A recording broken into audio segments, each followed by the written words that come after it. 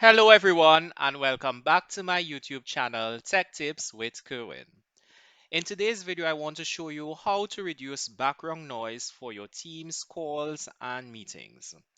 Last week, I was on a Teams call with a client who was having her flat renovated, and with her mic turned on, all the background noise from the hammers and drills was coming through. This is really distracting for the person on the receiving end. Luckily, you can set the noise suppression level in Microsoft Teams. This feature is only available on the desktop version of Teams, so if you're on your smartphone or in a web browser, you need to log on to the desktop application for this to work. I'm going to show you two ways to set this up. If you're already in a call or meeting, select more options in your meeting controls and then select device settings. Under noise suppression, select an appropriate option. By default, it's set to auto, meaning that the Teams desktop app decides on the best level of noise suppression based on local noise.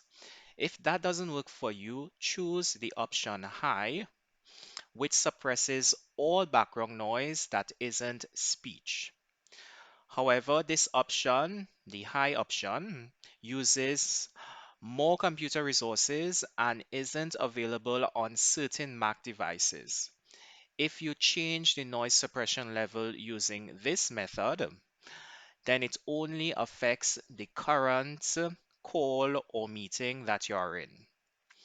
The second procedure is to do this through your Teams settings. So click on the ellipses next to your profile and then settings.